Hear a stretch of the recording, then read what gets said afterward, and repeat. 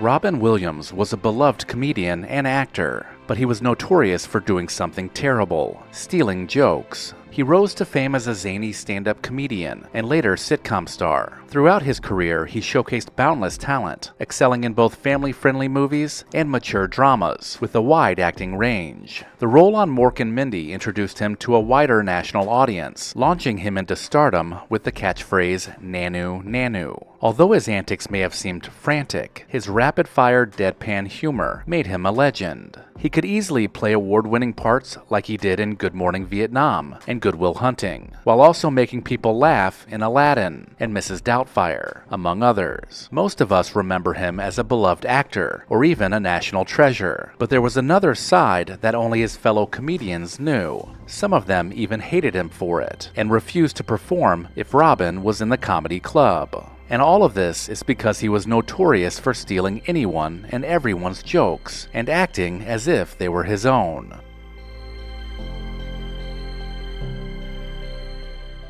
It all started in the 1970s, after Robin landed Mork Mindy. He would go to shows at the famed Comedy Store in Los Angeles and take note of certain lines that he would then insert into Mork Mindy. Comedian John Witherspoon confronted him about this after he caught him using one of his own jokes. Williams shrugged it off and said, "I often improvise. If I did use your line, I will compensate you for it." But Witherspoon found this response unacceptable, saying, "You can't compensate me because that show was viewed by 40 million people. If you were to give me $1 for each viewer, that would be acceptable. Otherwise, it is simply not worth it." Tom Kenny, who is now famous for voicing SpongeBob, once performed a comedy routine in San Francisco, and it was a routine about Doc Ellis, a pitcher who threw a no-hitter while under the influence of LSD. Kenny's routine was so funny that Robin, who was also there, was caught performing the very same joke just 2 hours after watching Kenny.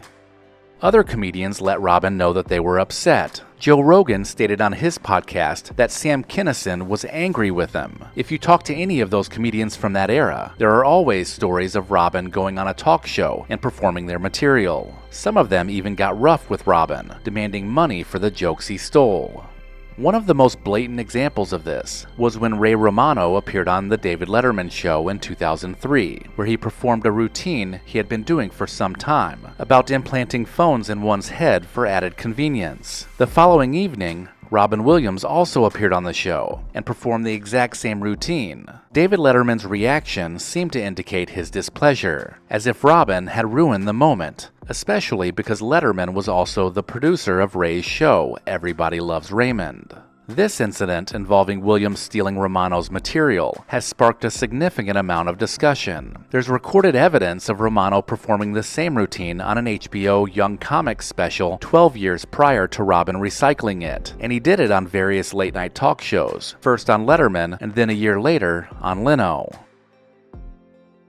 Stephen Pearl recalled a performance he delivered at the Holy City Zoo in San Francisco. He said, "I used to impersonate Sammy Davis Jr., exclaiming, 'Hey, I won't perform at Sun City unless I get the big room.' Later on, I discovered that Robin was also doing the same act. I approached him about it, letting him know I wasn't happy, and he promptly wrote me a check for $1,000. As Robin's fame grew, and his notoriety for stealing jokes became fairly evident, whenever Robin would be in a comedy club, some performers would refuse to go on stage until he had left. Later, Robin would also cover at least 3 months of Stephen Pearl's rent because he stole even more of his bits from a Tonight Show performance. While Pearl seemed happy to receive the money from Robin, others like Tom Dreesen confronted Robin and even roughed him up for stealing his routine. Following that, Robin never stole from Dreesen again.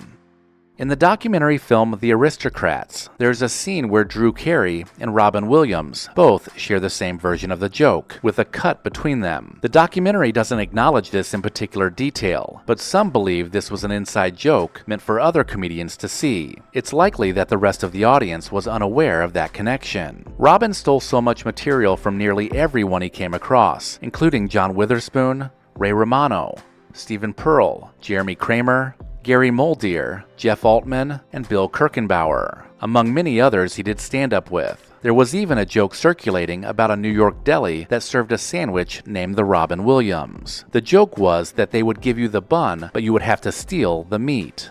During an interview with Mark Maron on his podcast in 2010, Robin stated, "Back in the day, spending nearly every waking hour in comedy clubs, you would pick up on things. When you're in the moment, improvising, you might find yourself unintentionally recycling jokes and realizing, oh no, that's how my mind was operating." He definitely didn't deny the stories about paying off upset comedians. He said, "I was basically the comedy bank. Here's money. My apologies. I was unaware," admitting he handed over loads of money. Robin Williams seemed to regret his actions, suggesting that he didn't do it intentionally, but he also remained suspicious of comedians who were looking for a quick way to make money. When some of them approached him and said, "Hey, I do that too," Williams replied, "Yes, but so does everyone else." There were common topics that many comedians would do bits on. Maron seemed to understand the dilemma. "Public domain just happens," he said. "There are 10,000 comedians, and we all draw from the same reality pool."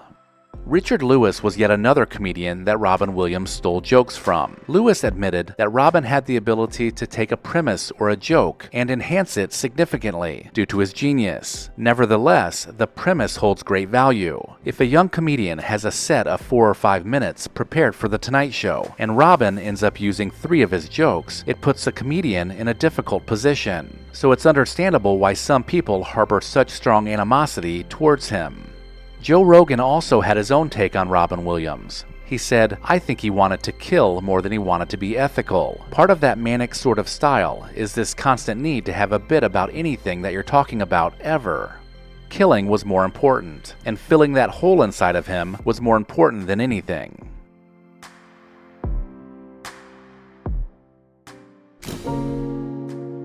Most Earthlings try very hard to be recognized for what they do, but when they become stars, sir, they realize they're recognized wherever they go. You have responsibilities, anxieties, and, well, to be honest, sir, some of them can't take it. Basically, when you're really firing and it really works, it's like musicians have said it, or writers say it, you're just channeling. It's truly that's why you say that divine inspiration, where it just passes, you're just letting it through you. Was instant stardom like that and instant fame like that disorienting? Very. It's like being taken from the bottom of Death Valley to the top of the Empire State Building in 2 seconds. It's totally disorienting. To be from, just performing in the Comedy Store, small clubs, and all of a sudden have everybody know you. And that happened. And that was instantaneous.